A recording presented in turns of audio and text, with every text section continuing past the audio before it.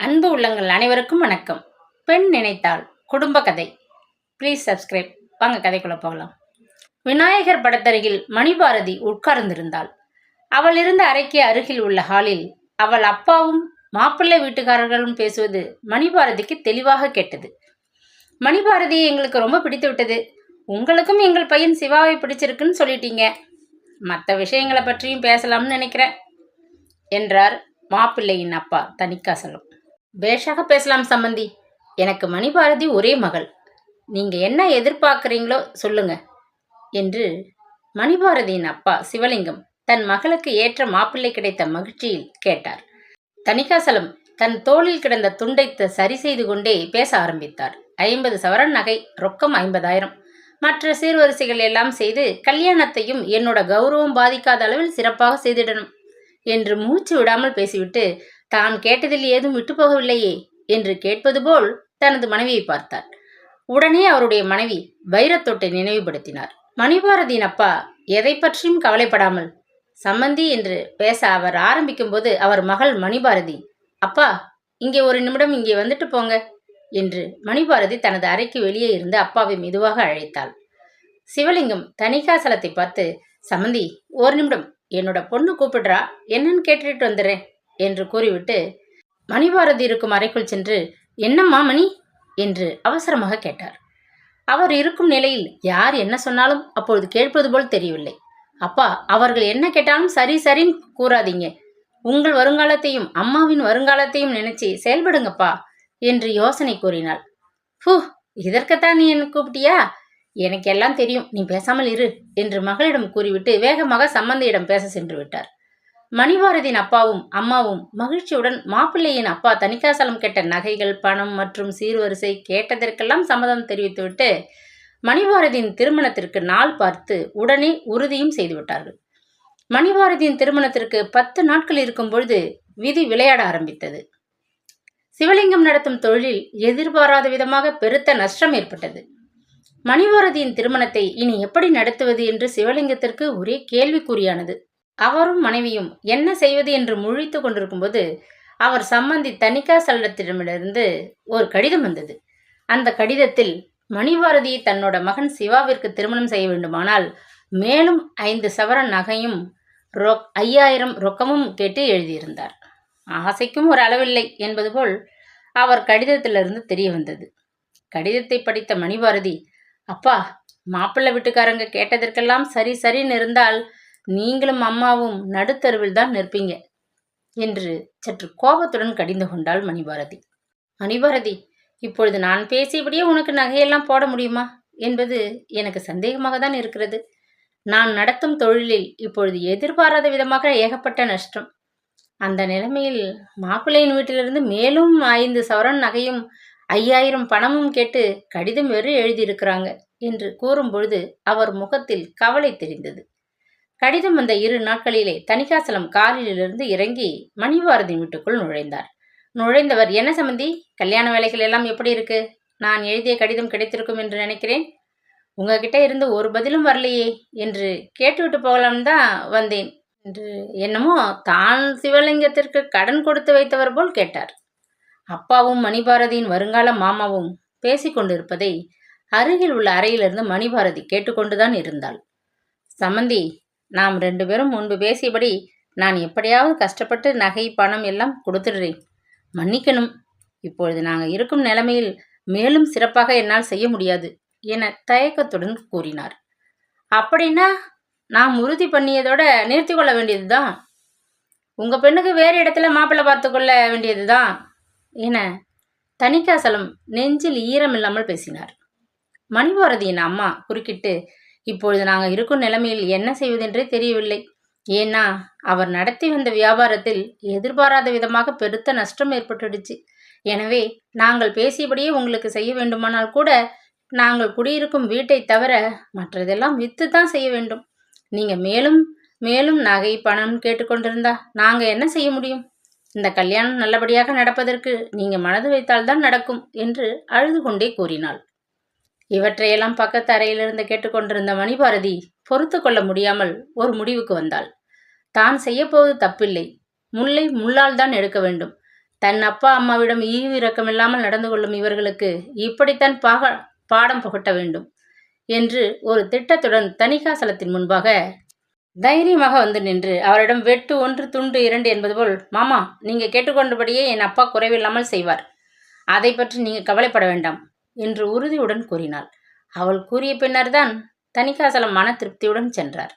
மணிபாரதி தன் அப்பா அம்மாவை பார்த்து மெதுவாக தன் திட்டத்தை பற்றி கூறியவுடன் அவர்கள் இருவரும் அதிர்ச்சி அடைந்து, வேண்டாம் மணிபாரதி, அவர்கள் கேட்டுக்கொண்டபடியே எப்படியாவது நாங்கள் ஏற்பாடு செய்து கொள்கிறோம், இதனால் உன்னோட வாழ்க்கையே சூன்யமாகிவிடும், இந்த விஷப்பரீட்சை வேண்டாம், உன் வாழ்க்கையோட விளையாடாதே என்றனர் இருவரும் பாசத்துடன்.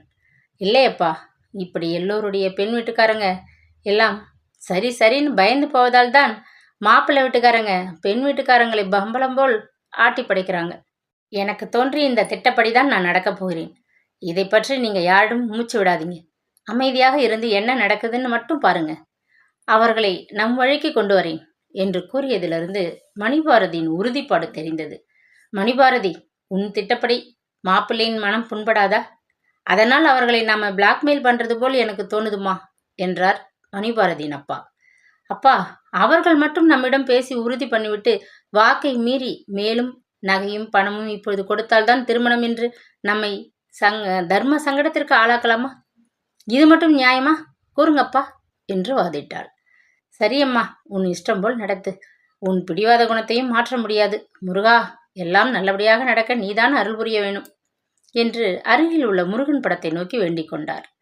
திருமணம் வழக்கம்போல் பேசியபடியே பெண் வீட்டுக்காரங்க மூலமாக நடத்த வேண்டும் என்ற முறையில் சிவலிங்கம் தன் மகள் மணிபாரதியின் திருமணத்தை எப்படியோ கடன் வாங்கி திருமணத்தை நடத்திவிட்டார்.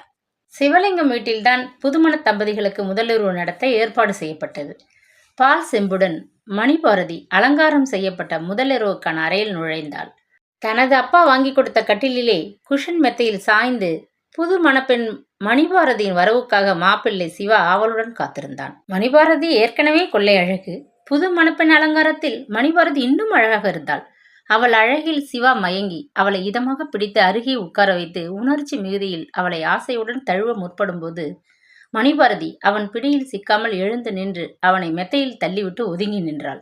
என்ன மணிபாரதி, பயமாக இருக்கிறதா? முதலில் அப்படித்தான் இருக்கும், போக போக எல்லாம் சரியாகிவிடும் என்று அவளிடம் கூறிக்கொண்டே அவளை தொட முயன்றபோது அவன் தோற்று போனான். சிவா, என் உத்தரவு இல்லாமல் என்னை தொடாதீங்க. என்னை உங்க மனைவியா ஏற்றுக்கொள்ள வேண்டுமானால் நான் கூறியபடிதான் நீங்க கேட்க வேண்டும், இல்லையெனில் நீங்க யாரோ நான் யாரோ என்று சற்று கோபத்துடனே பேசினாள். சிவாவுக்கு ஒன்றும் புரியவில்லை. அவனுக்கு ஆத்திரமாக வந்தாலும் அதனை அடக்கி கொண்டு, மணிபாரதி, நான் என்ன செய்ய வேண்டும் என்று எதிர்பார்க்கிற? ஏன் இப்படியெல்லாம் பேசுற என்று கேட்டான். அப்படி வாங்க வழிக்கு, நான் கூறுவதெல்லாம் கவனமாக கேளுங்க என்று கூறிவிட்டு தான் போட்ட திட்டத்தையும் தெரிவித்தாள். இறுதியாக தனது அப்பா அம்மா இருவரும் எங்க குடும்ப நிலைமை எவ்வளவோ எடுத்து கூறியும் அவனுடைய அப்பா இரக்கமில்லாமல் நடந்து கொண்ட விதத்தையும் கூறி முடித்தாள். மணிபாரதி பேசியதிலிருந்து சிவாவும் அவள் பக்கம் நியாயம் இருப்பதையும் நன்கு உணர்ந்து கொண்டான். அவன் அவளை நோக்கி, மணிபாரதி, அதற்கு நான் என்ன செய்ய வேண்டும் என்று கூறுகிறாயோ அதன்படி உன்னோட திட்டத்திற்கு நான் சம்மதிக்கிறேன் என்றான். மறுநாள் இருவருக்கும் மறுவீடு. மணிபாரதி புகுந்த வீட்டிற்கு செல்ல வேண்டும். அதற்கான ஏற்பாடுகளை தணிகாசலம் செய்துவிட்டு, சிவா, மணிபாரதியை முகூர்த்த பட்டை கட்டிக்கொண்டு சீக்கிரம் நம்ம வீட்டுக்கு புறப்பட சொல்லுப்பா என்று கூறினார். மேலும் சிவா வீட்டு நெருங்கிய உறவினர்களும் துரிதப்படுத்தினர். ஆனால் சிவா அவன் அப்பா அம்மாவை மட்டும் தனியாக கூப்பிட்டு மெதுவாக தயக்கத்துடன் ஒரு போட்டோவை நீட்டினான். அந்த போட்டோவை பார்த்து இருவரும் அதிர்ச்சியுடன், என்ன சிவா, யாரோ ஒருத்தின் விதவை கோல போட்டோவை காட்டுகிறாய் என்று கேட்டார்கள். சிவா, அப்பா அம்மா, நீங்க 2 பேரும் இந்த போட்டோவை நான் ஏன் கொடுத்தேன் என்பதை மணிபாரதியிடமே போய்த்து நீங்க கேட்டு தெரிந்து கொள்ளுங்க. அவள் தனி அறையில் தான் உட்கார்ந்திருக்கிறாள் என்று கூறி அமைதியாக சென்று விட்டான். இருவரும் மணிபாரதியின் அறையை அடைந்து, என்னம்மா மணிபாரதி, நீ இன்னும் நம்ம வீட்டுக்கு புறப்படலையா? சிவா ஏதோ விதவை கோல போட்டோவை நீ கொடுத்து அனுப்பியதாக கூறுகிறான், என்ன விபரம் என்று பதட்டத்துடன் கேட்டார்கள். மாமா, அத்தை, நான் கூறுவதை கேட்டு நீங்க கோபப்படாதீங்க. இப்போது உங்களுக்கு என்ன வசதி குறைவு? எதற்காக என் அப்பா அம்மாவிடம் இரக்கமில்லாமல் நகை பணம் கேட்டு நடந்து கொண்டீங்க? எங்க அப்பா எவ்வளவு கஷ்டப்பட்டு வீட்டை அடமானம் வச்சு நீங்க கேட்ட நகை பணம் எல்லாம் சீர்வரிசையெல்லாம் செய்திருக்காங்க என்பது உங்களுக்கு தெரியுமா? உங்க செய்கை கொஞ்சம் கூட எனக்கு பிடிக்கல. அதனால உடனடியா எனது அப்பாவிடமிருந்து என் கல்யாணத்துக்காக வாங்கிய ரொக்க பணம் முழுவதும் நீங்க திருப்பி தரணும். என் அப்பா நல்லா வசதியாக இருந்தால் இப்போ உங்களிடம் நான் இந்த பணத்தை எல்லாம் கேட்கவே மாட்டேன். மேலும் தொடர்ந்த மணிபாரதி அவர்களை நோக்கி, ஒருவர் கௌரவம் என்பது ஒரு பெண்ணின் கல்யாணத்துக்காக வாங்கும் பணம் நகையில் இல்லை மாமா. அவர்களுடைய நல்ல எண்ணங்களும் செயல்களும் என்பதை புரிந்து கொள்ளுங்க மாமா. பெண் வீட்டுக்காரங்க விருப்பப்பட்டு செய்வதை நான் ஒன்றும் தப்பாக கூறவில்லை. பணம் நகை சீர்வரிசை இப்படி செய்தால்தான் தங்கள் குடும்பத்திற்கு கௌரவம் என்று வரட்டு குடும்ப பெருமை பேசி திரிகிறார்களே, அவர்களை நான் பிச்சைக்காரர்களை விட கேவலமாக நினைக்கிறேன். எனது அப்பா முன்பு போல் வசதியாக இருந்தால் என் அப்பா கொடுத்த பணத்தை நானும் உங்களிடம் இப்படி கேட்க மாட்டேன். அப்பாவும் அம்மாவும் தங்கள் நிலைமையை கூறியும் நீங்க இரக்கமில்லாமல் பிடிவாதமாக நடந்து கொண்டீர்களே, அதற்காகத்தான் கொடுத்த பணத்தை கேட்கிறேன் மாமா என்று மணிபாரதி ஒரு குட்டி பிரசங்கமே செய்தாள். மணிபாரதி, நீயா இப்படி பேசுற? உங்க அப்பாவிடம் வாங்கிய பணமெல்லாம் நான் திருப்பி கொடுக்க முடியாது. உன்னால் என்ன செய்ய முடியும் என மாப்பிள்ளையின் தந்தை என்ற தோரணையில் பணத்திமிருடன் கோபத்துடன் கத்தினார். நீ இப்போது என் மகனுடன் எங்கள் வீட்டிற்கு வருகிறாயா இல்லையா? என் வீட்டில் ஏகப்பட்ட பெரிய மனிதர்கள் புது பெண்ணையும் மாப்பிள்ளையும் பார்க்க காத்துக்கிட்டு இருக்காங்க. உடனே புறப்படு என்றார். வரே மாமா. உங்க மகனுடன் புது மணப்பெண்ணாக அல்ல, நீங்கள் சற்று முன் பார்த்தீர்களே என்னோட தோழியின் விதவை கோல போட்டோ, அக்கோலத்தில் தான் வருவேன். சம்மதமா? வந்து எல்லா உண்மைகளையும் கூறி நீங்க வெளியே தலை நிமிர்ந்து நடக்க முடியாதபடி உங்க கௌரவத்தை காற்றில் பறக்கும்படி செய்து விடுவேன். இது என் வெறும் வார்த்தைகள் தான் என்று அலட்சியமாக நீங்க நினைத்தால் நீங்க தான் வீணாக அவமானப்பட போறீங்க என எச்சரிக்கை செய்தாள். மணிபாரதி, இதுதான் உன்னோட முடிவா? நான் உன்னை அழைத்து செல்லலைன்னா என்ன செய்வாய்? அழைக்காவிட்டாலும் கண்டிப்பாக உங்க வீட்டுக்கு வருவேன். உங்க மகன் உயிரோடு இருக்கும்போதே விதவை கோல மருமகளாக. அப்பொழுது உங்களோட கௌரவம் என்ன ஆகும் என யோசித்து முடிவு சொல்லுங்க மாமா என்றாள். மாமா, நான் புது பெண்ணாக வரவா இல்லை விதவை கோல மருமகளாக வரவா? இப்போது முடிவு உங்க கையில் தான் இருக்கு மாமா என்று ஒவ்வொரு முறையும் மாமா என்று கூறும்பொழுது மணிபாரதி சற்று அழுத்தம் கொடுத்தே பேசினாள். தணிகாசலம் தன்னோட தவறை உணர்ந்து, மணிபாரதி, என்னை மன்னித்து விடம்மா. உன் அப்பா அம்மா அவங்க நிலைமையை கூறியும் நான் கண்டிப்புடன் நடந்து கொண்டது தப்புதாம்மா. பெண் நினைத்தால் புகுந்த வீட்டு கௌரவமும் பிறந்த வீட்டின் கௌரவமும் அவள் கையில் தான் இருக்குதுன்னு மணிபாரதி உன் மூலம் நான் நன்கு உணர்ந்து கொண்டேன். நீ எங்களோட வீட்டுக்கு புது மணப்பெண்ணாக மருமகளாகவே வந்து எங்க குடும்ப கௌரவத்தை காப்பாத்தும்மா என்று தணிகாசலம் வேண்டியவுடன் மணிபாரதி மகிழ்ச்சியுடன் பட்டுப்புடவையை உடுத்தி கொண்டு புது மணப்பெண்ணாக கிளம்பினாள்.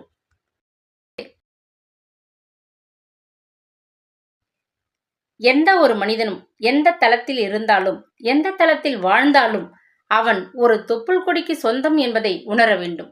அந்த உறவை இதுவரை உதாசீனப்படுத்தினோமா, உயர்த்தி வச்சோமா என மனசில் நினைக்க வேண்டும். ஏனெனில் மனிதன் முதலில் நீர் உலகத்தில் வாழ்ந்துதான் நில உலகத்தில் வாழ்கிறான். அந்த நீர் உலகம்தான் ஒவ்வொருவரின் முதல் உலகம் என உணர்ந்து பார்க்க வேண்டிய எண்ணம் ஒவ்வொரு மனசுக்குள்ளேயும் இருக்க வேண்டும்.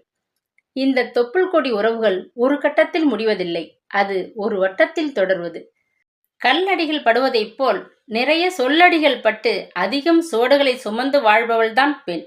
பெண்ணுக்கு திருமணம் நடப்பதும் குழந்தை பெறுவதும் இயல்பான ஒன்று. ஆனால் இதில் ஒன்று தாமதமானாலும் தண்டிக்கப்படுபவளும் பெண்தான்.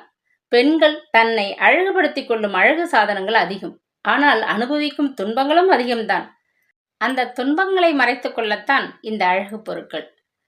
வாழ்க்கை பெருமைக்குரியது என்றாலும் அதனோடு வாழும்போது வரும் துன்பங்களும் பெருமைக்குரியதுதான் இந்த மானிட வாழ்க்கையில். ஆனால் பெண்ணுக்கு பெருமை சேர்த்த நம் நாடு துன்பங்களை குறைக்கத்தான் மறந்துவிட்டது. கிராமத்தில் நிஜங்களும் நகரத்தின் நிஜங்களும் கலந்து வாழுற ஊராக இருந்தாலும் உயர்மட்ட வாழ்க்கைக்கு சற்று கீழே வறுமை கோட்டிற்கு அகப்படாத வாழ்க்கையில் கல்யாணியின் குடும்பம் வாழ்ந்தது. உள்ளூர் வழியிலேயே வீடு நிலம் வசதி கொண்ட சந்தானத்தின் குடும்பமும் காலப்போக்கில் திருமண உறவுகள் ஆகிவிட்டது. இனிதாக இல்லறம் எப்பொழுதும் இருந்தது, நகர்ந்தது. மாதம் கடக்கையில் கல்யாணிக்குள் மாற்றம் நடக்கிறது. சுற்றத்தார் செவிகளில் சுடச் சுடச் செய்தி, கல்யாணி கருவுற்றிருக்கிறாள் என்று. சந்தானமும் சந்தனமாய் மணக்கிறான், சந்தோஷமாக இருக்கிறான். மாதம் 3 தொட்டது. கல்யாணிக்கு உடல் மாற்றங்கள் தொடர்ந்தது. வீட்டில் இருந்த சில பழமைகள் சந்தானத்திடம், இப்பதான் நம்ம ஊர்ல எல்லா வசதியும் வந்துடுச்சே, என்ன குழந்தை என்று பாரண்டா என்றார்கள். சந்தானம் சொன்னான், பிறக்கிற குழந்தை எதுவாக இருந்தால் என்ன, அந்த குழந்தை நம்ம வசதியை பார்த்தா பிறக்குது, நம்ம வசதிக்கு எதுவாகவும் இருக்கட்டும் என்று சொன்னான். கல்யாணிக்கு கணவனிடத்திலும் குறையில்லை, குடும்பத்திலும் குறையில்லை என்ற மன நிறைவோடு மாதங்கள் வளர்ந்து கொண்டே வந்தது. இப்போதெல்லாம் கல்யாணி தனக்காக எதையும் செய்து கொள்வதில்லை. தன்னை மறந்து தான் சுமக்கும் குழந்தைக்காக வாழத் தொடங்குகிறாள். எட்டி நடந்தவள் இப்பொழுது நிலம் அதிராமல் நடக்கிறாள். உண்ண ஆசை, ஆனால் தன் பசியையும் அடக்கி குழந்தை பசிக்காக உண்ணுகிறாள். எளிதில் செரிமானமாகும் உணவை பார்த்து உண்ணுகிறாள். உறங்க ஆசை, ஆனால் கருவுற்ற நாளிலிருந்து முழு தூக்கம் ஏதும் இல்லை. உறங்காமல் உருளும் குழந்தைகளோட இவளும் உருண்டு கொண்டே இருந்தாள். இவையெல்லாம் அவஸ்தைகளாக இருந்தாலும் மனசு மட்டும் ஆனந்தமாகவே நினைக்கும். ஏனெனில் தான் சுமக்கும் குழந்தையின் முகம் காண வேண்டும் என்ற ஆசையில்.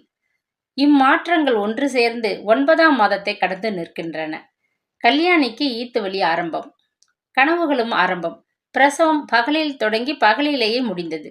ஆண் குழந்தையோடு மகிழ்ச்சியுடன் உறவுகள் உறவாடியது. வாழ்க்கையிலும் பஞ்சமில்லை, உறவிலும் பஞ்சமில்லை. சந்தானத்தின் மகனுக்கு நந்தன் என பெயர் சூட்டி முடிசூட்டப்பட்டது. நாளொரு மேனியும் பொழுதொரு வண்ணமுமாய் வளர்ந்து வந்தான். அதன் பிறகு கல்யாணி 2வது அவதாரம் எடுக்கிறாள். நாட்கள் வழக்கமாக இருக்க, பிரசவம் மட்டும் அறுவை சிகிச்சையில் முடிந்ததால் கஷ்டத்தோடு தான் இருந்தால். பெண் குழந்தை பிறந்ததால் பூங்கொடி என்று பெயர் சூட்டப்பட்டது.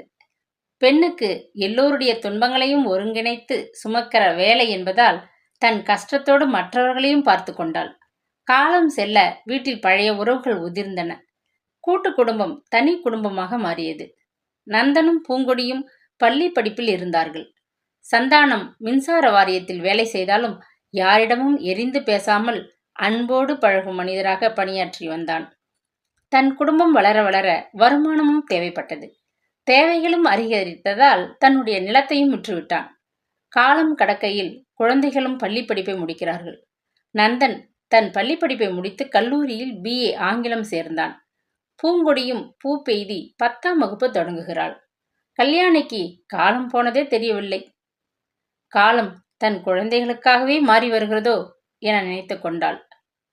இப்பொழுது சந்தானமும் கல்யாணியும் தன் வாழ்க்கையை மறந்து குழந்தைகளின் வாழ்க்கை பற்றி எண்ணத் தொடங்கிவிட்டனர்.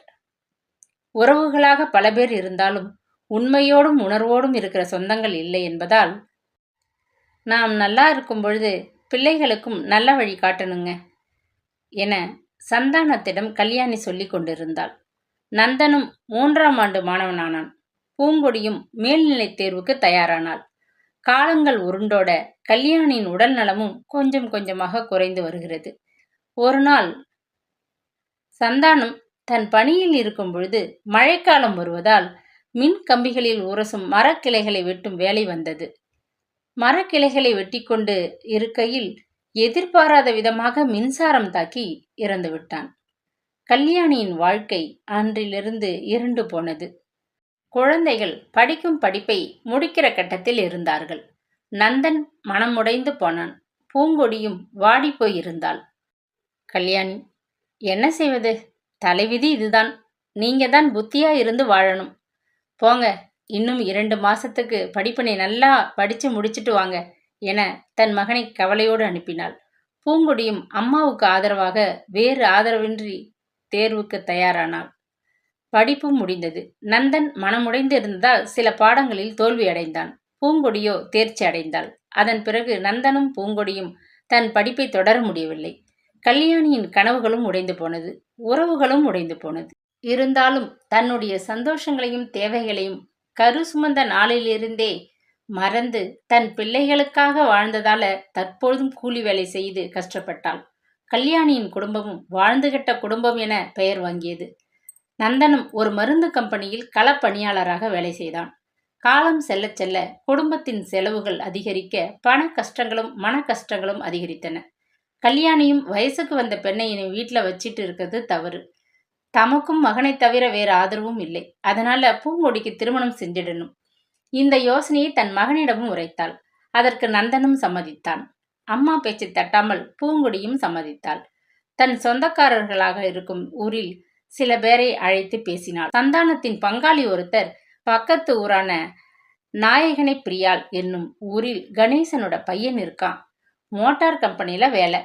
நான் இன்னைக்கே பார்த்து பேசுறேன்னு சொன்னார். கல்யாணியும் சரிங்க, காலம் கடத்த வேண்டாம், ஒத்து வந்தால் முடிக்க வேண்டியதுதான் என்றாள். 2 நாட்கள் கழித்து நாயனை பிரியாள் மாப்பிள்ளையும் ஒத்து வந்தது. கல்யாணமும் 1 மாத இடைவெளியில் முடிவு செய்து எந்த குறையும் இல்லாமல் சுற்றம் சூழ கல்யாணமும் முடிந்தது.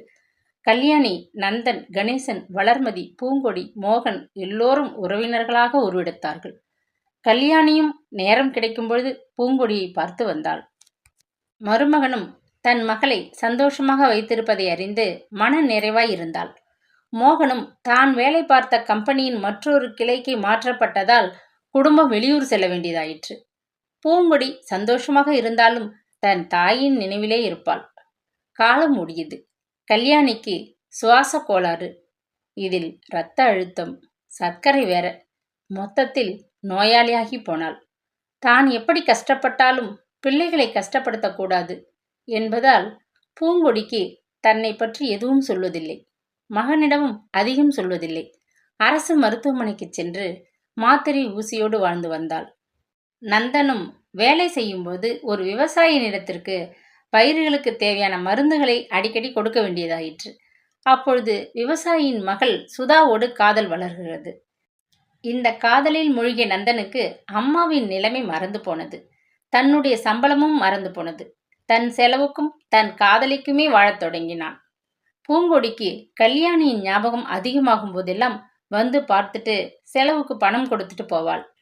கல்யாணியும் தான் யாருக்கும் பாரமில்லாமல் போய் சேர்ந்தாலே போதும் என நினைத்திருந்தாள். நந்தனும் சுதாவும் புதுமண தம்பதிகளாக 1 வார வாழ்க்கை கடந்து ஓர் இரவு நேரத்தில் கல்யாணி சுவாச கோளாறினால் நோய் அதிகமாகி இரும்பிக் கொண்டே இருந்தாள். நந்தன் இதை கவனிக்கவில்லை. சுதாவுக்கும் பிடிக்கவில்லை.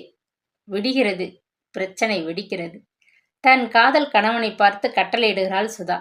ஏங்க, இந்த வீட்டில் உங்க அம்மா மட்டும் இருக்கணும், இல்லை நான் மட்டும் இருக்கணும், இல்லைன்னா நான் என் வீட்டுக்கு போயிடுவேன் என்கிறாள். ஏன், என்னாச்சு என்கிறான். இனி உங்க அம்மாவோட இருக்க பிடிக்கல, முடிவு பண்ணுங்க என்கிறாள். காதலில் சிக்கிக்கொண்ட நந்தன் இப்பொழுது வாழ்க்கையிலும் சிக்கிக்கொண்டான். தாயின் உடல்நிலையும் சரியில்லை, வருமானமும் குறைவு. தாயை பார்த்து கொள்ள தாரமும் ஒத்து வரல. தாரத்தை பார்த்தால் தாயும் அனாதையாகி போவாளேன்னு என்ன செய்வது என புரியாமல் தவித்து கொண்டிருந்தான். தான் இருக்கும்போதே பெத்தவளை தவிக்க விடுகிற நிலை கட்டணால வருமென்று தெரிந்திருந்தால் இவளை காதலித்திருக்கவே மாட்டேன், கல்யாணமும் பண்ணியிருக்க மாட்டேன் என தனிமையில் அழுது கொண்டிருந்தான். சுதா விளக்கம் கூறுகிறாள். ஏங்க, உங்க அம்மாவை முதியோர் இல்லத்தில் சேர்த்து விடு, அங்கு எல்லா வசதியும் இருக்கு. இது போல உடம்பு முடியாதவங்க நிறைய பேர் இருப்பாங்க, இவங்களுக்கும் ஆறுதலா இருக்கும். நாமும் எப்ப வேண்டுமானாலும் போய் பார்ப்போம். இடம்தான் மாறுதே தவிர வேறு எதுவும் இல்லை என நியாயப்படுத்தி கொண்டாள்.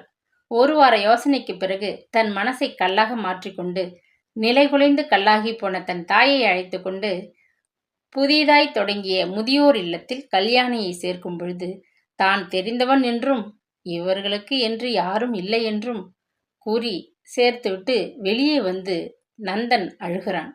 சுதா மகிழ்கிறாள். இவையெல்லாம் தன் தங்கை பூங்கொடிக்கு தெரியாமல் நடக்கிறது.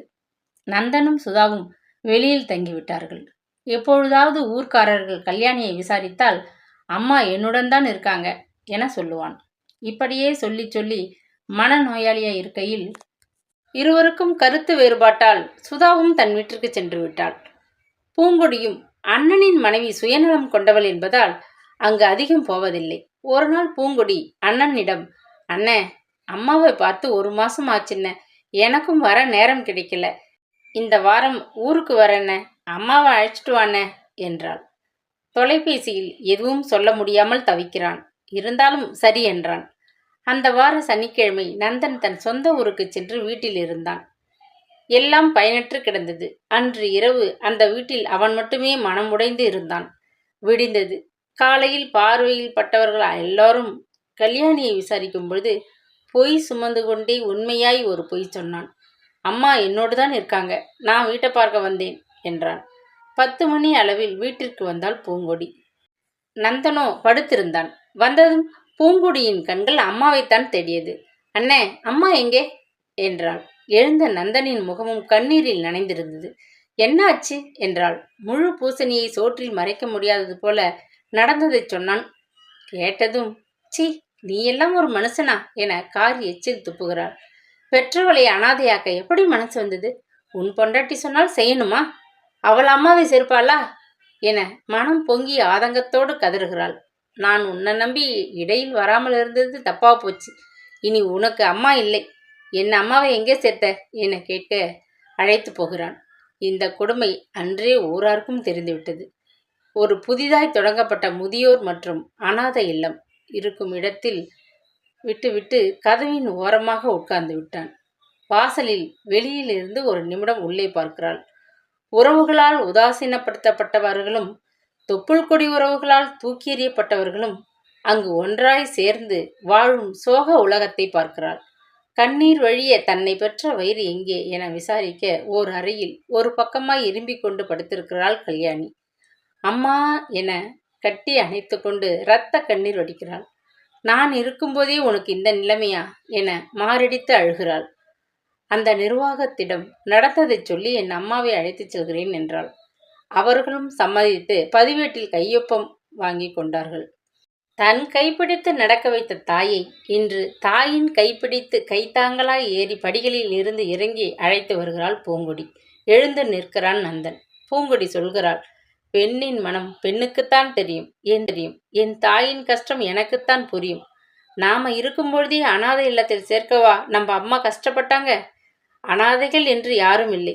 சுயநலம் கொண்ட சில பேர் தன் உறவுகளை ஒதுக்குவதால் இவர்களுக்கு இந்த பேர். உன்னை போல சுயநலம் கொண்டவங்க. தொப்புள் கொடி உறவுன்னா சும்மாவா? நீயும் இந்த தொப்புள் கொடியின் சொந்தமென்று நினைச்சிக்க. நாளை உனக்கும் இந்த நிலைமை வரும். பெத்த தாயை ஒரு கப்பு சோற்றுக்கு தள்ளி விட்டு வாழ நினைக்கிறியே, நீ வாழ்ந்துடுவ? உன்னை பெத்த வலியை விட அம்மாவுக்கு இப்பதான் வலி அதிகம். இனி என் அம்மா செத்தாலும் சரி, நீ வரக்கூடாது. எல்லாம் நானே பார்த்துக்கிறேன் என தன் உடன் பிறந்த உறவை தூக்கி எறிந்து தன் உடல் சுமந்த உறவை அழைத்து கொண்டு வந்தான். இப்பொழுது அனாதை வரிசையில் நந்தனும் நின்று கொண்டிருக்கிறான். அப்பொழுது தொப்புள் கொடி உறவு சுயநலத்தில் உருவாவதில்லை. அது பிறர் நலத்துக்காகவே வாழ்ந்துவிடும் என உணர்ந்து கல்லாகி போனான். வெளிச்சம் சிறுகதை கேட்கலாம் வாங்க. ரயில் நாகலாபுரம் போய் சேரும் பொழுது நல்ல கும்மிருட்டு. இதுதான் நாகலாபுரம் ரயில் நிலையம். பகல் நேரமாக இருந்தால் கருப்பட்டி பனை ஓலை கூடைகள் ஏற்றுமதி ஆகி கொண்டிருக்கும். ஆண் பெண் குழந்தைகள் வாழைத்தார், வாழை இலைகள், வாழைப்பூக்கள் இவற்றை சுமக்க மாட்டாமல் சுமந்து கொண்டு பலரும் இறங்கி கொண்டிருப்பார்கள். இப்பொழுது இரவு, அதுவும் அமாவாசைக்கு முன்னால் இருட்டு. சுற்று வட்டாரத்தில் தெரிந்த வயல்களில் ஏதேதோ ஆங்காங்கே மின்மினி பூச்சிகள் விளக்கேற்றியது போல தெரிகிறது. தென் பாதையிலே இருந்த கருவ மரக்காட்டுக்குள் இருந்த காற்றுக்குத்தான் எத்தனை குளுமை! இடையிடையே காற்றோ அல்லது எங்கோ பதுங்கியுள்ள நரியோ ஊளையிட்டது. கருவ மரப்பூக்களின் நெடியும் ரயிலை துரத்தி வருகிறது. இப்படியும் கிராமங்கள் இருக்கின்றனவா? இங்கே யாராவது இறங்கினால் உயிரோடு ஊருக்குள் போய் சேர முடியுமா? பாதை எப்படி தெரியும்? நாகலாபுரம் என்று யாரோ ஊரின் திருநாமம் சொன்னான். இரவை கிழித்து கொண்டு வருகின்ற மின்னல் கீற்று போல் இளம் பெண் ஒருத்தி என் வண்டிக்குள் இருந்து ஏறினாள். அவள் பரபரப்பு கண்ணிலே இருந்தது.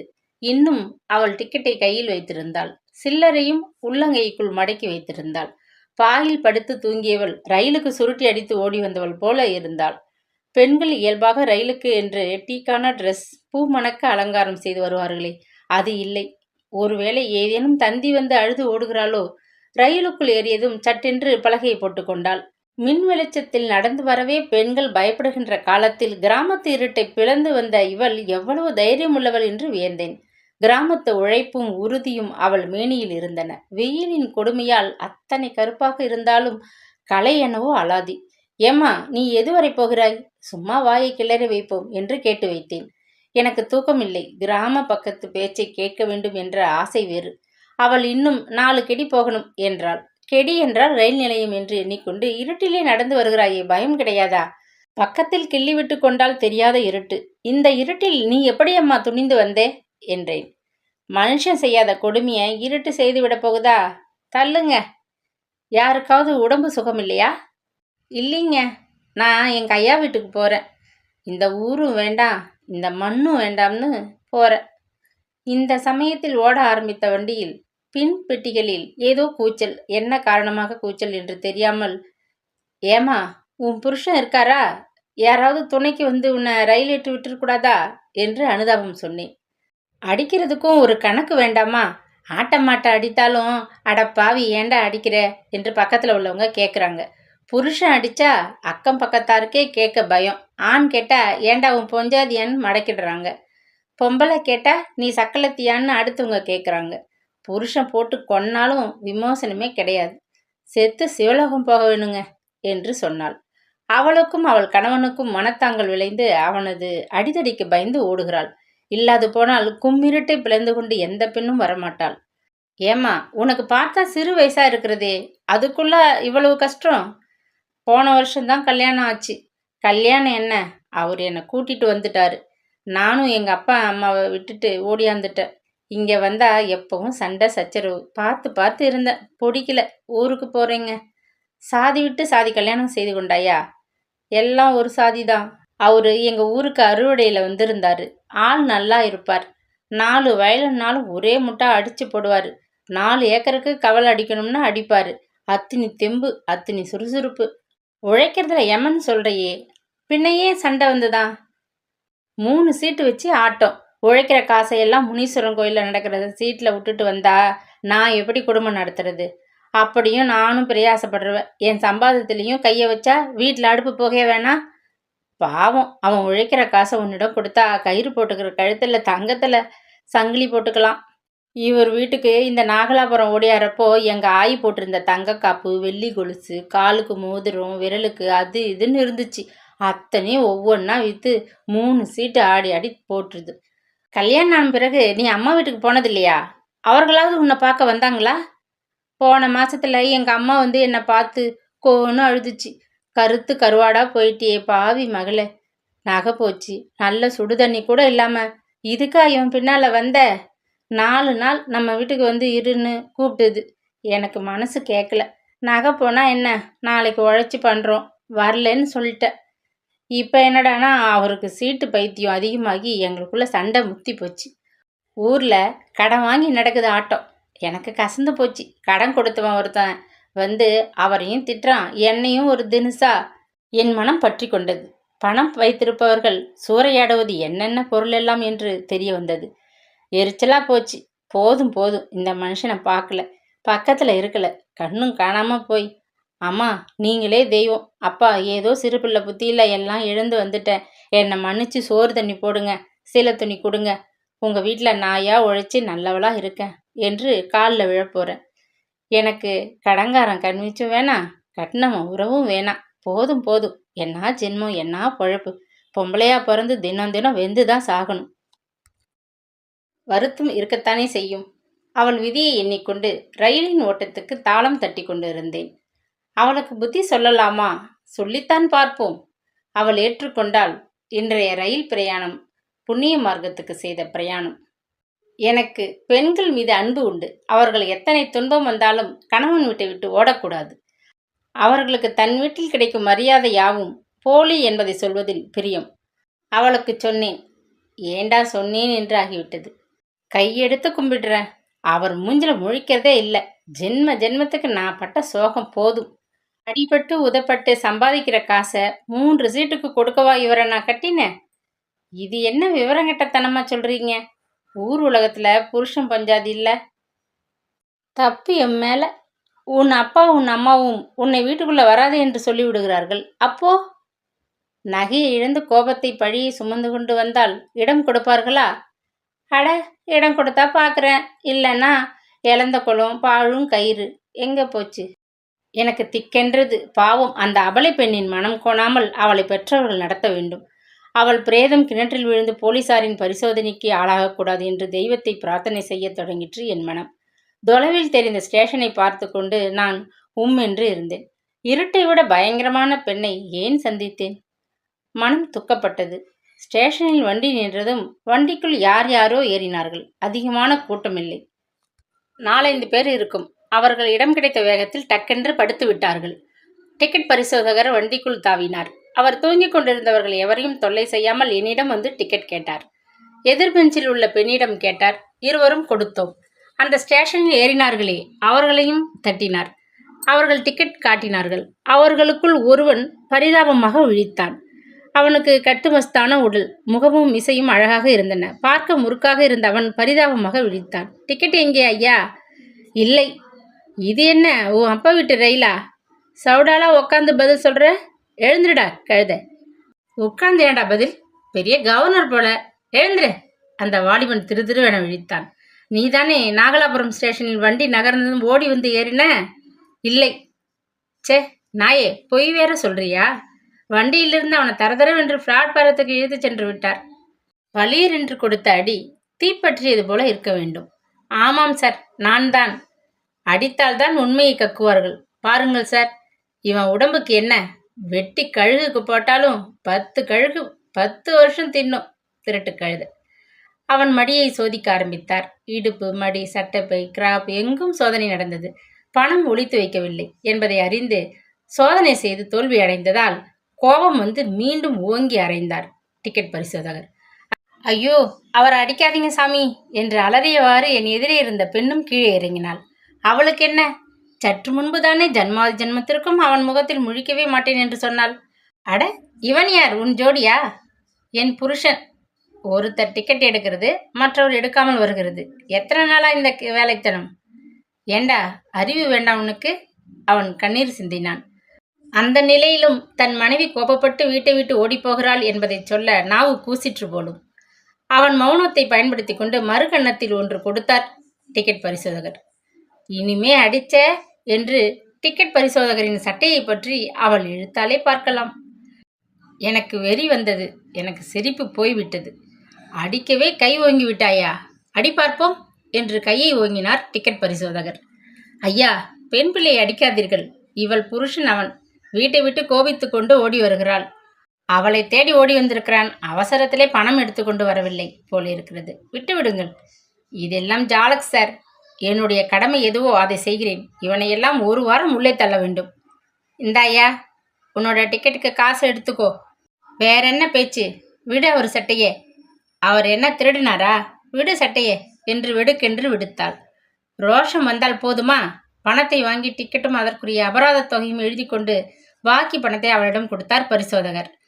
என்னமோ எனக்கு புத்தி அப்படி ஆகி போச்சு. இனிமே நான் சீட்டு ஆடவில்லை என்று விக்கி நான் கட்டியவன். சத்தியமா? சத்தியமா. ஒருவர் கண் மற்றொருடன் மன்னிப்பை பரிமாறிக்கொண்டன. அந்த நிலையை பார்த்தபோது எனக்கு சிரிப்பு தான் வந்தது. டிக்கெட் பரிசோதகர் கூட அவர்கள் இருந்த நிலைமையை அறிந்து மனம் வருந்தினார். ஏனுங்க பரிசோதகர் ஐயா, மேற்கே போகிற ரயில் எப்போ வரும்? ஏன், டிக்கெட் எடுத்த ஊருக்கு போகவில்லையா? இல்லை. அப்படியானால் நாகலாபுரத்துக்கு எப்போ ரயில் இருக்குது? அடுத்த ஸ்டேஷனில் நாங்கள் இறங்கிடுறோம். இறங்கி ஊருக்குத்தான் என்றாள். அட ஆண்டவனே, இது என்ன குணம்? இது என்ன புத்தி? என்ன மதி? கணவனை அருகாக கண்டவுடன் அவள் புத்தி மாறியதா? இல்லை, அவன் தண்டனை அடைந்து விட்டதில் அவள் மனம் மாறிவிட்டதா? ஐயோ, இந்த காதல் இருக்கிறதே, அதற்கு போகிற திசையும் இல்லை, வருகிற திசையும் இல்லை போலும். இச்சிறுகதை பிடித்திருந்தால் லைக் பண்ணுங்க, சப்ஸ்கிரைப் பண்ணுங்க. அடுத்த சிறுகதையில் சந்திக்கலாம். எழுதிய விமலா சிறுகதை. வாங்க கதைக்குள்ள போகலாம். சிங்கப்பூர் ஏர்லைன்ஸ் போயிங் விமானம் சிட்னியிலிருந்து புறப்பட தயாராகி கொண்டிருந்தது. அதன் இலக்கு சிங்கப்பூர். பணிப்பெண்கள் பாதுகாப்பு பெல்ட்டுகளை வேகமாக அணிந்து கொள்ளும்படி பயணிகளை துரிதப்படுத்தினர். பயணிகளில் ஒருவர் விமலா. 30 வயது மதிக்கத்தக்க அந்த பெண் அழகானவள்தான். ஆனால் அழகை காட்டிக்கொள்ளும் எந்த அறிகுறிகளும் அவளிடத்தில் இல்லை. ஒரு மேக்கப், ஒரு தலைவாரல், ஏதோ ஒரு வகையான சிங்காரம், இவற்றில் எதுவுமே இல்லை. மாறாக அவள் முகம் இறுக்கமாக இருந்தது. மலர்ச்சியான அவள் முகத்தை மூடி மறைக்கும் ஒரு சஞ்சலம், நிரந்தரமான ஒரு சோகச் சாயல். ஜன்னலுக்கு வெளியிலோ பக்கத்தில் இருந்தவர்களையோ அவள் பார்வையை செலுத்த விரும்பியதாக கூட தெரியவில்லை. 7 ஆண்டுகளுக்கு பின் அவள் சிங்கப்பூர் திரும்புகிறாள். சிங்கப்பூர் அவள் பிறந்த நாடு, வளர்ந்த நாடு. ஏர் ஹோஸ்டஸ் அவளிடம் நீட்டிய கூல்ட்ரிங்க்ஸை கையமர்த்தி வேண்டாம் என சைகை காட்டினாள். கங்காரு ஓடத் துவங்கும் போது பூமியிலிருந்து காலை தூக்கி கிளம்புவது போல விமானம் வானத்தில் தாவியது. அடுத்த 2 மணி நேரம் விமானத்திற்குள் ஒரே பரபரப்பு. பத்திரிகைகள், மதுபானங்கள், குளிரை சமாளிக்க கம்பளி, சாப்பாடு என பயணிகளின் எல்லா தேவைகளும் நிறைவேறிக் கொண்டிருந்தன. உபசரிப்புக்கு பெயர் போன சிங்கப்பூர் ஏர்லைன்ஸ் ஊழியர்கள் ஓடி ஆடி சிரித்த மலர்ந்த முகத்தோடு கேட்டதையெல்லாம் கொடுப்பதில் பெரும் கவனம் காட்டினர். விமலா எதையும் கேட்கவில்லை, எதையும் சாப்பிடவும் இல்லை. அவள் எண்ணமெல்லாம் சிட்னி பார்பரா மனநோய் இல்லத்தில் பதிந்திருந்தது. அவள் கண்காணிப்பில் இருந்த அந்த இல்லத்தின் ஒவ்வொரு நோயாளியும் விமலாவின் குழந்தைகள், தாயார், உற்றார், உறவினர். சிஸ்டர், ஒரு வாரத்தில் வந்துடுவீங்களா? பிரகாசமான கண்கள், களை கொட்டும் முகம், கடைத்தெடுத்த உருவம், 8 வயது கூட நிரம்பாத பெண் புளோரா கண்ணீர் சுமையோடு கேட்டாள். அந்த தங்கச் சிலைக்கு ஒரே ஒரு குறை, 2 கால்களும் சூம்பி போனவை. அப்பெண் நடக்க, டாய்லெட் போக, உடை மாற்ற, உணவருந்த அத்தனைக்கும் ஊன்றுகோல் விமலாதான். 3 வயதிலிருந்து தன்னிடம் வளரும் புளோராவை பிரியும் பொழுது துக்கங்களை மறைக்கும் மனோதத்துவ பயிற்சிகள் பெற்ற விமலாவே துடிதுடித்து போனாள். புளோரா மட்டுமா? 60 வயது அலெக்சாண்டருக்கு பக்கவாதம், வலது கையும் வலது காலும் செயலிழந்த நிலை, வாய்ப்பேச்சும் கிடையாது. அவருக்கு 4 ஆண்டுகளாக விமலாதான் கொழுக்கொம்பு. கை குழந்தை போல வேலைக்கு அவருக்கு உணவு ஊட்டினால்தான் அவளுக்கு வயிறு நிரம்பும். விமானம் சீரான சத்தத்துடன் மிதந்து கொண்டிருந்தது.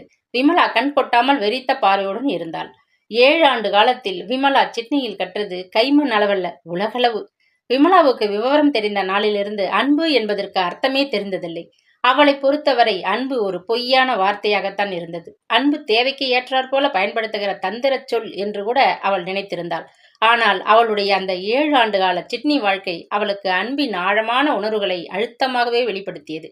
மனநோயாளிகள், ஊனமுற்றோர் ஆகியோருக்கு செய்யும் சேவையில் மன சந்தோஷத்தால் இந்த மனித ஜாதியின் எல்லா வேதனைகளையும் மறந்துவிடலாம் என்பதற்கு விமலாவே ஒரு அத்தாட்சியாக இருந்தாள். சிட்னி இல்லத்திற்கு அவள் வந்ததே கிட்டத்தட்ட ஒரு மனநோயாளியாகத்தான். அந்த இல்லத்தின் தலைவி பார்பராவும் அவளின் கணவர் பார்க்கரும் எங்கேயோ இந்திய நகர் ஒன்றின் நடுத்தெருவில் அல்லவா அவளை கண்டெடுத்தனர். அந்நிகழ்ச்சி மட்டும் நடக்காது இருந்திருந்தால் மும்பை சிவப்பு விளக்கு பகுதியில் சிதைந்து சின்னாபின்னப்பட்டிருப்பாள். விமலா சற்று விம்மி தணிந்தாள். விமானத்தில் பிரகாச விளக்குகள் அணைந்தன. விடிவிளக்கு போல் விமானம் முழுவதும் மங்கலான ஒளி பரவியது.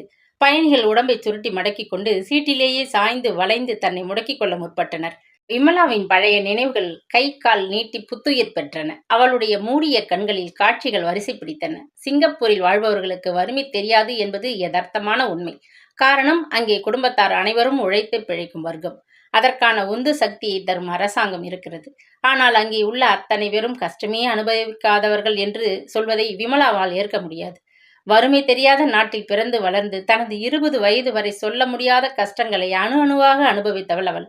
குடியைத் தவிர வேறு எதையுமே அறியாத ஒரு அப்பா, அடங்கி போவதைத் தவிர வேறொன்றும் அறியாத அப்பாவி அம்மா. இவர்களுக்கிடையே உழைந்து உழைந்து புழுங்கி தவித்தவள். அந்த தவிப்பு அடங்க அவளுக்கு 7 ஆண்டுகள் தேவைப்பட்டது. அப்பா என்று ஒருத்தர் இருந்தாலே போதும். அதற்கு ஒரு தனி மவுசுதான். அவன் ஏழையாக இருக்கலாம், அந்தஸ்து இல்லாமல் இருக்கலாம், அசடாக கூட இருக்கலாம். சம்பாதிப்பதை வீட்டுக்கு கொண்டு வந்து குடும்பம் நடத்துபவனாக நிச்சயமாக இருக்க வேண்டும். அப்போதுதான் அவன் கட்டிய அந்த மஞ்சள் கயிற்றுக்கு, அவன் கேட்ட அந்த மங்கள நாதஸ்வர மேலதாளங்களுக்கு ஒரு அர்த்தம் இருக்க முடியும். விமலாவின் அப்பா கந்தசாமி சிறு வயதில் தன் 18 வயதில் நாகப்பட்டினத்தில் ரெஜுலா கப்பல் ஏறியவன். 6 நாள் பயணத்திற்கு பின் குருவிமலை பார்த்து பினாங்கு வந்தவன். வியாதிகளுக்கு பயப்பட்ட வெள்ளைக்காரர்கள் கப்பலில் வரும் டெக் பயணிகளை 3 நாள் குவாண்டரில் வைத்து மருந்து தண்ணீரில் புனித ஸ்தானம் தெய்வித்த பிறகே நாட்டிற்குள் அனுமதித்தனர். அவர்களால் உடலை சுத்தம் செய்ய முடிந்ததை தவிர கந்தசாமியின் உள்ளத்தை சுத்தம் செய்ய முடியவில்லை. சிங்கப்பூரில் நகர சுத்தி தொழிலாளியாக, தினசரி சம்பள ஊழியனாக வேலைக்கு அமர்த்தப்பட்ட அவன் அடுத்த 5-6 ஆண்டுகளில் குடிக்கு அடிமையானதுதான் வயதான ஒரு சிங்கப்பூர் பிரஜையின் வாழ்க்கையை எதிர்காலத்தில் தடம் புரளச் செய்தது. 3000 ரூபாய் சம்பளம், சிங்கப்பூர் மாப்பிள்ளை என்ற கவர்ச்சிகளை காட்டி மாயவரத்திலிருந்து சரஸ்வதியை அவனால் சுலபமாக மனைவியாக்கி அழைத்து வர முடிந்தது. அவள் பெயர்தான் சரஸ்வதி. ஆனால் படிப்பு சுத்தமாக கிடையாது. லேபர் குவார்டர்ஸ் ஓர் அறை வீட்டில் அவள் நுழைந்த போது அங்கே அடுக்கி வைக்கப்பட்டிருந்த காலி பீர் பாட்டில்கள் தான் அவளை வரவேற்றன. குடிகாரனோடுதான் வாழப்போகிறோம் என்பதை கூட அவள் பெரிதாக நினைத்திருக்க முடியாது. ஆனால் அவன் எப்பொழுதும் குடியோடு மட்டுமே வாழ்பவன் என்பதை அறிந்தபோது கலங்கினாள். அந்த களங்களிலிருந்து அவள் கடைசி வரை மீளவே இல்லை. காலை மாலை இரவு எந்நேரமும் குடி. சம்பளம் காசு, கடன் காசு, வட்டிக்கு காசு என எப்படியெல்லாமோ புரட்டி அன்றாடம் பாட்டில்கள் திறக்கப்பட்டன. அவனுக்கு யாரிடமும் மதிப்பில்லை. எங்கேயும் சண்டை சச்சரவுகள். முறையான சாப்பாடு தேவையில்லை. ஆனால் அன்றாடம் சாப்பாட்டுக்காக சண்டை. சரஸ்வதியோடு அடி உதை சண்டைகள். தான் பட்டினி கிடந்து புருஷனுக்கு படைத்த உணவுகளை முகத்தில் தூக்கி வீசி எறியும் போக்கு. சரஸ்வதி பொறுமையின் அவதாரமாக காலத்தை ஓட்டினாள்.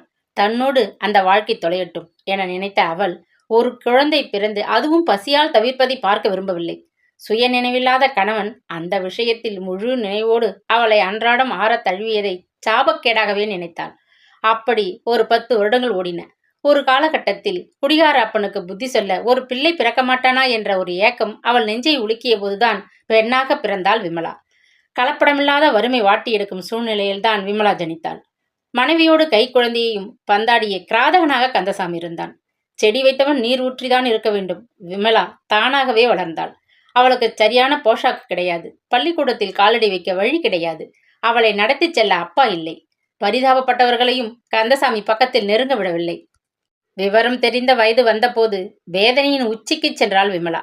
அப்பாவின் கோரப்பிடியில் அம்மா சிக்கி தவிப்பதை யாராலும் காப்பாற்ற முடியாது என்பது புரிந்தது. நெடுநாளாய் மன அழுத்தம் காரணமாக சரஸ்வதி அயற்சியிலும் துவளலும் காண்கிறாள் என்பதையும் அவள் புரிந்திருந்தாள். தன்னை சுற்றி ஒரு இருள் சூழ்ந்திருப்பதையும் அது நாளுக்கு நாள் அடர்த்தியாகிக் கொண்டிருப்பதையும் உணர்ந்தாள். அதே நேரத்தில் பெண் குழந்தை ஒன்றை பெற்று வைத்திருக்கிறோமே என்ற பெரும் கவலை சரஸ்வதியை ஆக்கிரமித்தது. காலம் யாருக்காகவும் காத்திருக்கவில்லை. பருவம் விமலாவை பெரியவளாக்கியது. அழுக்குச் சட்டை இல்லாவிட்டாலும் ஆடம்பர உடைகள் அறவே கிடையாது. அழகான முகம், ஆர்வமூட்டும் அங்க அவயங்கள், முகத்தில் படரும் கஷ்டங்களை ஒதுக்கி தள்ளி முன்னோக்கும் ஒரு வசீகரம். ஏழைக்கு அழகில்லை என்று யார் சொல்ல முடியும்? குறுகுறுப்பு கிடையாது என்று சொல்ல யாருக்கு அதிகாரம் இருக்கிறது? விமானத்தில் பயணிகளின் நடமாட்டம் அறவே நின்றிருந்தது. விமலா சுற்றுமுற்றும் பார்வையிட்டாள். ஒரு விடா குடியர்கள் பணிப்பெண்ணை வேலை வாங்கி கொண்டிருந்தனர். ஆனாலும் அவர்களால் தொல்லை கிடையாது. குடிப்பது ஒரு பொழுதுபோக்கு. அதை ஒரு அளவுக்குள் வைத்துக் கொள்பவன் விவேகி. வசதி இல்லாதவன் விவேகத்தை இழக்கும்போது சரஸ்வதிகளுக்கும் விமலாக்களுக்கும் நிம்மதி கிடையாதுதான்.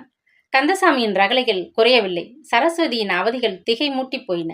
வயசு பெண்ணுக்கு கல்வி கிடையாது. வயிறார சாப்பாடு இல்லை. ஆதரவுக்கு யாரிடமும் போக முடியாத சூழ்நிலை. தாயின் நெஞ்சம் பதைபதைத்தது. அப்பாவிடமிருந்து அம்மாவை காப்பாற்றியே ஆக வேண்டும் என்ற நிர்பந்தம் விமலாவுக்கு. குடும்பத் தலைவன் என்ற ஸ்தானத்திற்கு மட்டும் மதிப்பு தந்து குற்றுயிரும் கொலையுருமாக அன்றாடம் அடிபட்டு சாவதற்கு பெயர்தான் மனைவியா? தோளுக்கு உயர்ந்த மகளை தொட்டு அடிப்பவன் ஒரு தகப்பனா? இளவயது பூரிப்போடு பொங்கி பெருகி நிற்கும் விமலாவின் தோற்றம் சரஸ்வதிக்கு அச்சத்தை தந்தது. வயது வந்த மகளுக்கு முன்பாக அழுது புலம்புவதை தவிர்த்தாள்.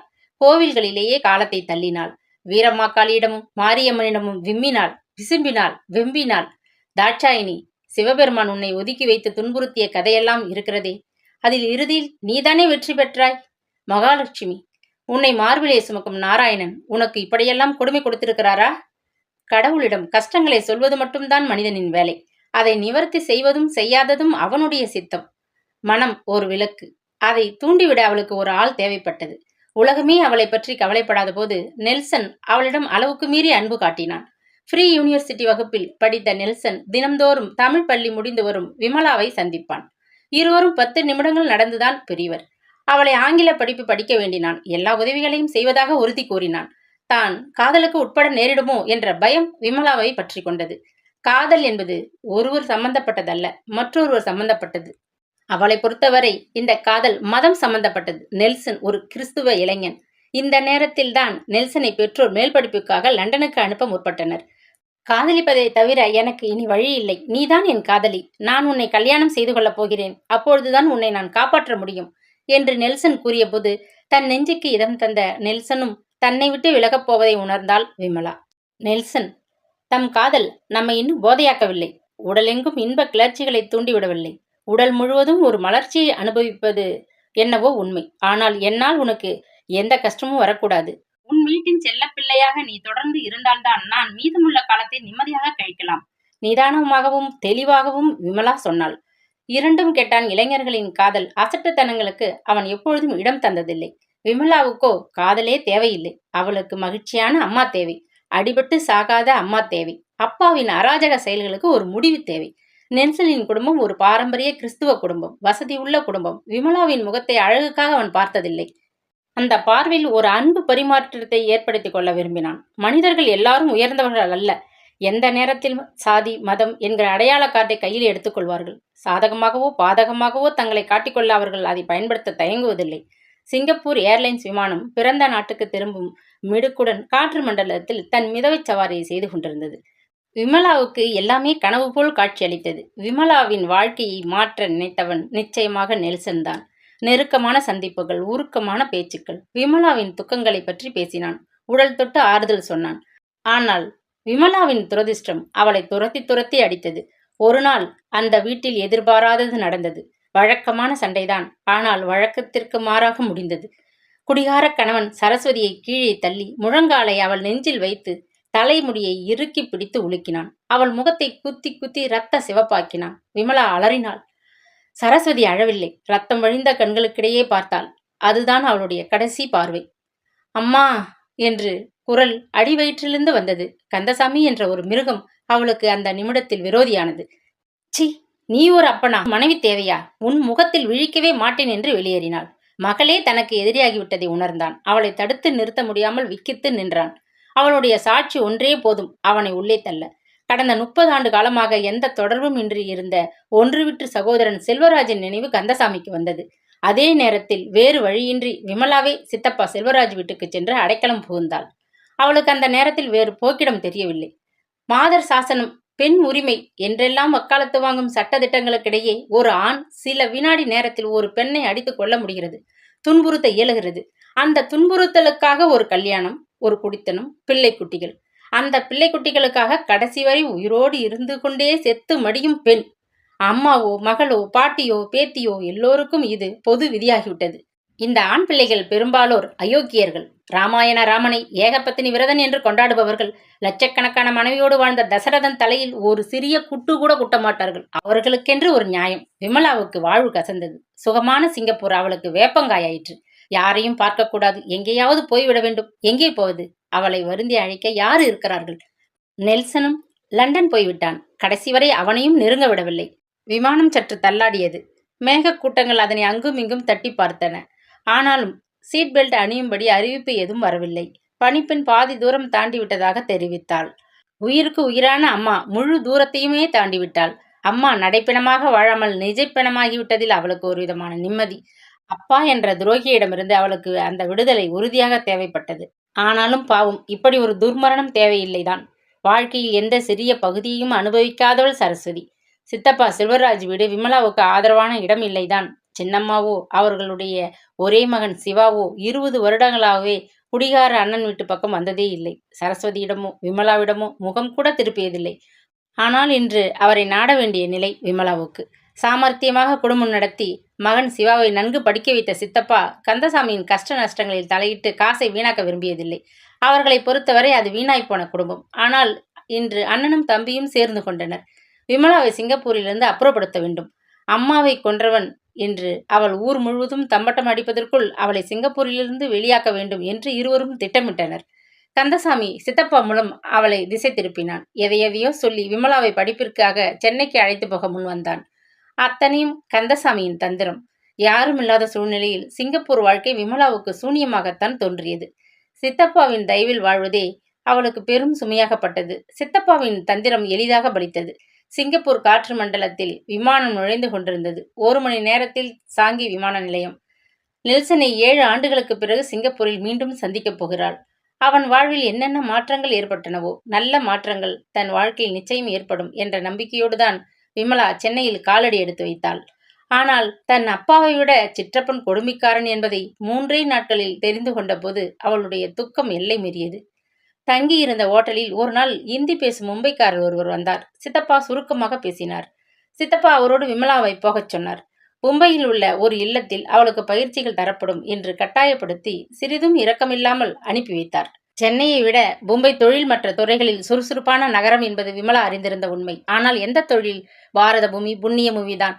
காங்கை, காவேரி, யமுனை நதிகள் புண்ணிய நதிகள், உபநிடங்கள், வேத சாஸ்திரங்கள், இதிகாச காவியங்கள் அத்தனையும் புண்ணிய நூல்கள்.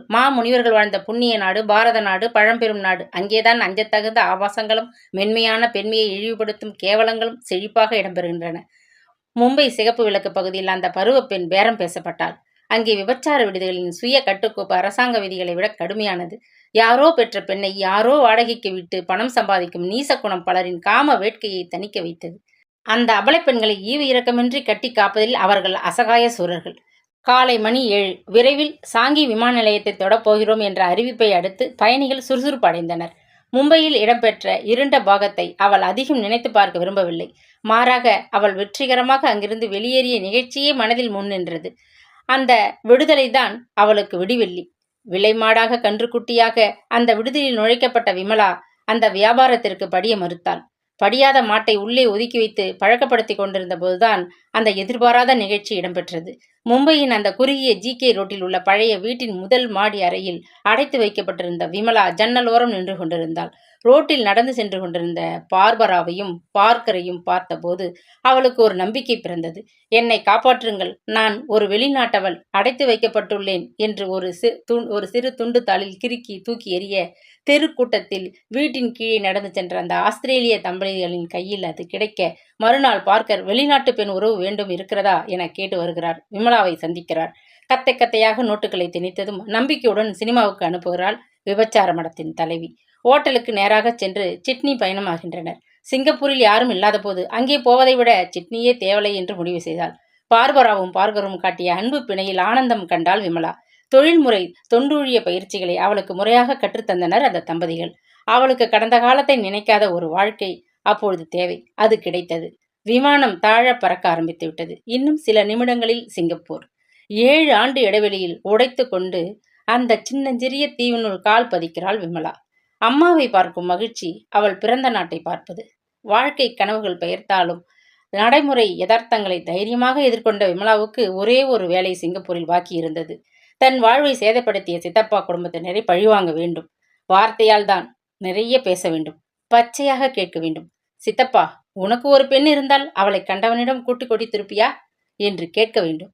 மனம் எத்தனையோ பக்குவப்பட்டிருந்தாலும் சித்தப்பாவின் சட்டையை பிடித்துக்கொண்டு இதை கூட கேட்காவிட்டால் தன்மானத்திற்கே பங்கம் ஏற்பட்டுவிடும் என கருதினாள். சிவா, சின்னம்மா எல்லாருமே பச்சாதாபம் இல்லாதவர்கள். அதை நினைக்கும் போது அவள் கண்களில் கோபம் நெருப்பு பந்தமாக ஆகியது. குடித்து கும்மாளம் போட்ட அப்பாவுக்கு 5 ஆண்டுகளுக்கு முன்பே சுகமான முடிவு ஏற்பட்டு விட்டது. அந்த புண்ணியத்தை ஒரு கார் ஏற்றுக்கொண்டது. தன்னையும் தன் அம்மாவையும் வாழ்க்கை என்ற விபத்தில் சிக்க வைத்து ரத்தம் குடித்த அப்பா கார் விபத்தில் ரத்தம் சிந்தி அனாதையாக நடுரோட்டில் செத்தது பொருத்தமாகவே அவளுக்கு தோன்றியது. சிங்கப்பூர் ஏர்லைன்ஸ் போயிங் தரையை தொட்டபோது ஒரு சுகமான எம்பல். பிறந்த நாட்டில் அப்போதே கால் எடுத்து வைத்த உணர்வு விமலாவுக்கு. ஆனாலும் கொடுமைக்காரர்களை சந்திக்க போகும் மனநிலையில் அவள் முகம் மீண்டும் இறுகியது. ஏர்போர்ட்டிற்கு வர சொல்லி நேற்றுதான் சிவாவுக்கு தகவல் அனுப்பியிருந்தாள். அவனை அவள் எதிர்கொள்ள வேண்டும். சோகமும் சோர்வும் தழுவ ஒரு லக்கேஜ் பெட்டியை இழுத்தவாறு வந்து கொண்டிருந்தாள். வரவேற்பு பகுதியில் நின்று கொண்டிருந்த சிவா அவளை பார்த்து கையசைத்தான். விமலா எந்த சலனும் காட்டவில்லை. ஹலோ விமலா. சிவாவின் தொண்டை கரகரத்தது. அவளிடமிருந்து எந்த பதிலும் இல்லை. விமலாவின் கையில் உள்ள லக்கேஜ் பெட்டியை வாங்க கை நீட்டினான்.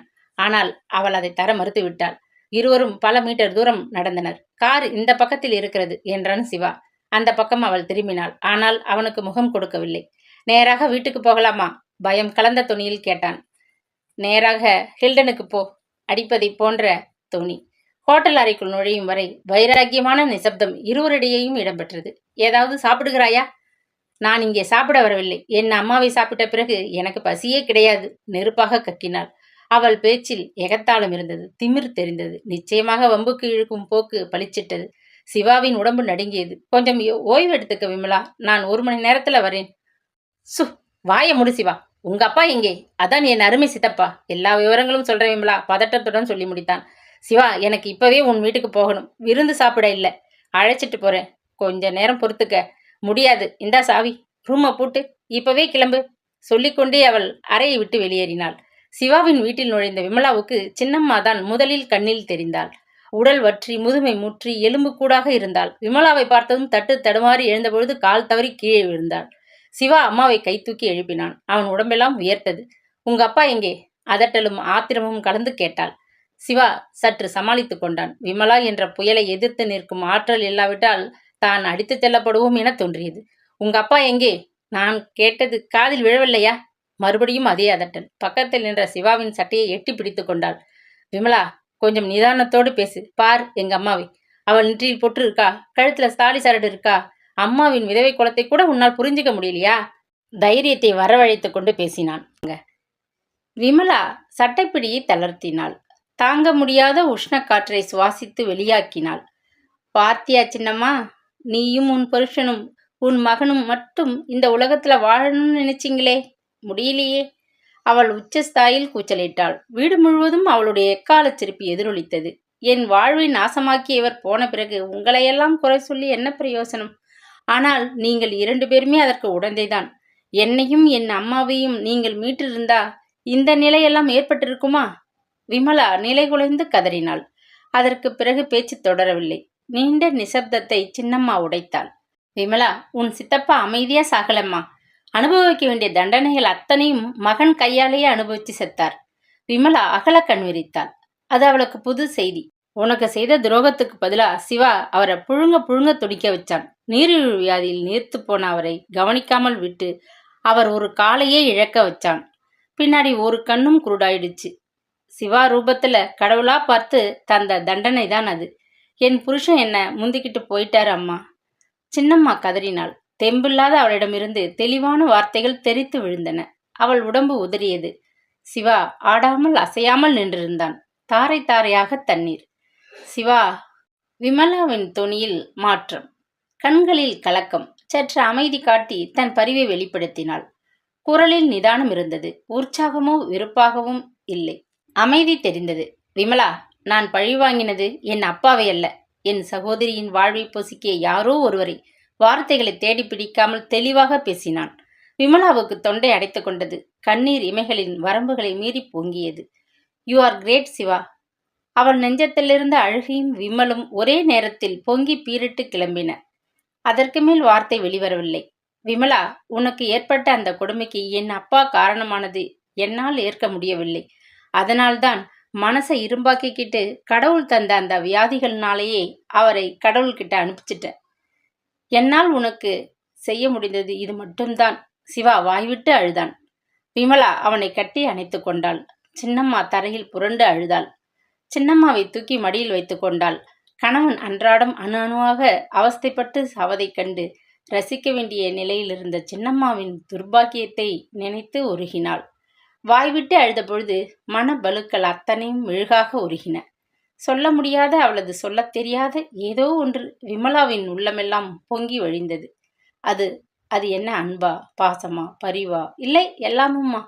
அவள் கண்களில் ஒருவித பெருமித கண்ணீர் பெருக்கெடுத்து ஓடியது. சின்னம்மாவின் காலை தொட்டு கண்களில் ஒத்தி கொண்டாள். இதுவரை நெருப்பாக தெரிந்த சிவா இப்பொழுது வெள்ளி பனிமலையாக தெரிந்தான். மெல்ல அவன் தலையை அவள் தடவி விட்டபோது சிவா விம்மி பொறுமினான். சிவா, என்னை மன்னிச்சிடு. என்னை பத்தி மட்டுமே நினைக்கிற பெண் ஜென்மமா நான் இருந்துட்டேன். என்னை மன்னிச்சிடு என கதறினாள் விமலா. சிவா உணர்வுகளின் உறைவிடமாக சில்லிட்டு நின்றான். அவள் மீதான பயம் இப்பொழுது அவனிடம் இல்லை. படிப்பு முடிந்து நல்ல உத்தியோகத்தில் இருந்தும் தன் மகன் விமலாவுக்காக கல்யாணம் கூட செய்து கொள்ள மறுப்பதையும் சின்னம்மா சொன்னபொழுது விமலா நெகிழ்ந்தாள். சின்னம்மாவுக்கு உதவியாக அந்த வீட்டில் ஒரு மருமகளை கொண்டு நிறுத்துவது என் பொறுப்பு என்றாள். மகிழ்ச்சியோடு ஓட்டலுக்கு திரும்பிய விமலாவுடன் சிவா நீண்ட நேரம் பேசிக் கொண்டிருந்தான்.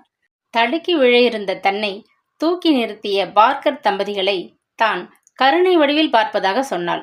தன் கஷ்டங்களை மறக்க 24 மணி நேரமும் உழைப்பதாகவும் வாஞ்சையோடு தன்னை பார்க்கும் அந்த மனநோயாளிகளை தான் பெற்றெடுத்த குழந்தைகள் என்றும் ஆத்ம சுத்தியோடு அவள் கூறிய பொழுது சிவா வாய்ப்பிழந்து அவளை ரசித்தான்.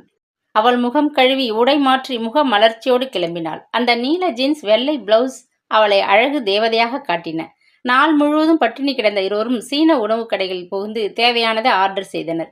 விமலா, நீ சிங்கப்பூரிலேயே தங்கிடு, இங்கேயே தொண்டு ஊழியம் செய்துட்டு இருந்துடக்கூடாதா என்று சிவா கேட்டான்.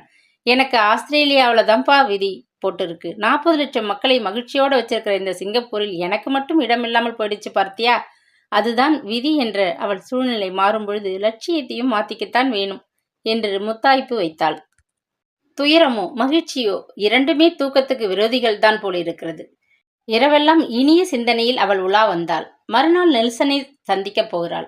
கண் அயரும் பொழுது மணி 2 தாண்டி இருந்தது. காலை திடுக்கிட்டு விழித்த பொழுது மணி 8. பரபரப்பாக எழுந்து தன்னை தயார் செய்து கொள்ள முனைந்தாள். 8:30 மணிக்கு காலிங் பெல் ஒலித்தது. கதவை திறந்தாள். அங்கே நெல்சன். நெல்சனை பார்த்தபொழுது தன்னை மீறி ஒரு பதட்டம் ஏற்படுவதை உணர்ந்தாள்.